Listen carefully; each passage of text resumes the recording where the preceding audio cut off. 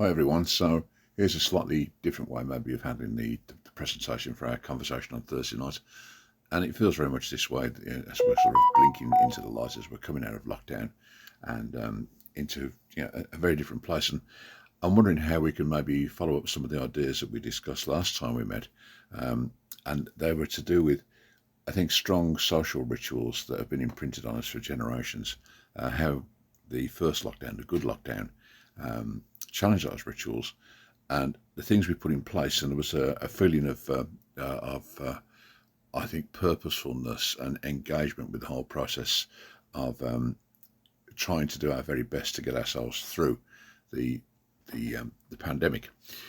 That's changed, and so I've come up with some ideas here about the sort of legacy that we might be facing, and what we might be able to do, or what the conversations we can have about whether this is true or not, whether it's real, and the adjustments we might need to make. So I hope it's helpful to you.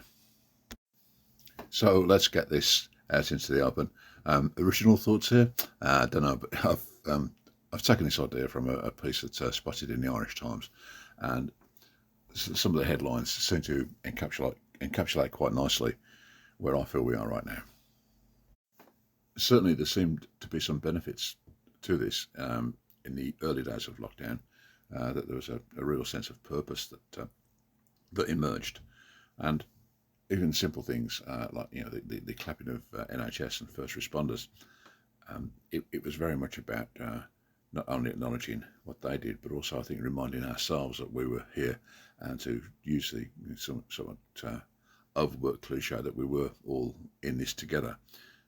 That didn't last, and this was, I think, maybe manipulated, or maybe used is a better word, by politicians to state that we were doing something uniquely good and better here, and that certainly were being reinforced by the effectiveness of the vaccine rollout. Where that was then maintained is a different question, because when we take a look at what happened with Europe, for example, there was a real willingness on the part of the EU to make sure that no nations were disadvantaged because others had acquired that massive stocks of vaccine. So that's just a point I want to leave there. And looking at this, I feel we're looking at an internal UK dialogue, looking at not only the four nations of the UK, but the way in which those nations are divided up, the urban life and then life within cities, multi-layered, and also our relationship with initially Europe and the wider world. So I'm wondering if that's not just about policy. I'm also wondering about the sort of thinking that goes on that creates policy or comes out of policy.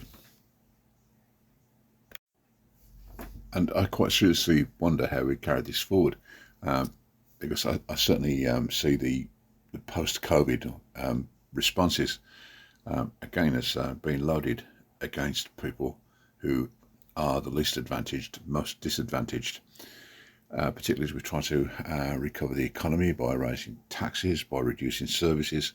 I just wonder what the combined effects of this are going to be, and how vulnerable that leaves people, how susceptible that leaves people, not only to mental and physical health issues, but also the attitudes and beliefs and values they may become more receptive to, given their perception of where they sit within society. And we'll discuss this a little later under fake news. I think there's a lot of passion around this, there's a lot of energy around this, and there is a lot of heartbreak and a sense of injustice that bereaved families are suffering. And it's interesting, isn't it, that when as the allegations about lockdown breaking emerged, the first thing that came into the spotlight was about the emotional journey, the distressing journey felt by the older generation and their families. And I think it's fair to say that we've got here a really good example of, well, what do we want to do then? Because this is very expensive, and what do we want it to look like? What do we want care to look like? and how do we help people to care? How do we help families to become more effective carers as we go forward? But my purpose is in the headline.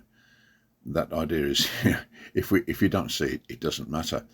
We almost atomised what should have been collective public grief, and in my view, collective public anger about the way older people and those most frail and those who are approaching their final days were treated, and also the impact of that on their families.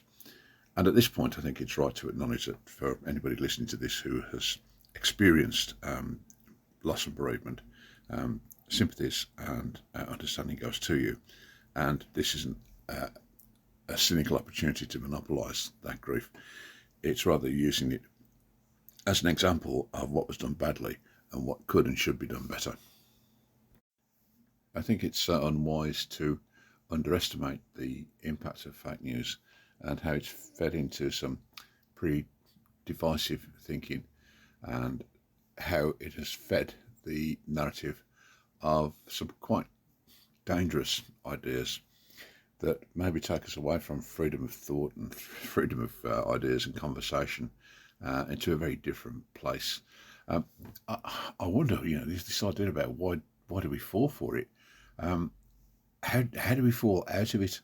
How do we begin to trust to a degree that makes it acceptable? Yeah, I can live with that as a sort of a headline, as a sort of a message.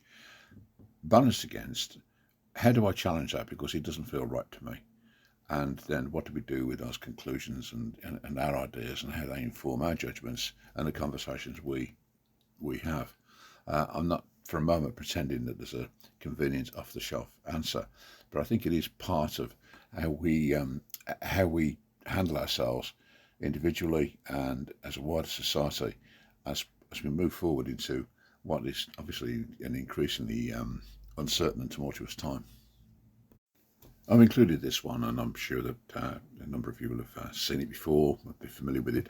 And it's Kubler-Ross change curve. Initially, I think, dealing with bereavement, and that doesn't feel too distant from where we are, in that we have been bereaved, some of us of someone, and all of us of something. And I kind of wonder, if we take a look at that change curve, where would you place us now as we are blinking into the light? And I would also stress that even though it's shown here as a linear change curve, my belief is, and I've spoken to several people about this, that you get knocked back within the curve. So it's far more of a three-dimensional spiral model than a linear two-dimensional linear model. But we can talk about that when we meet.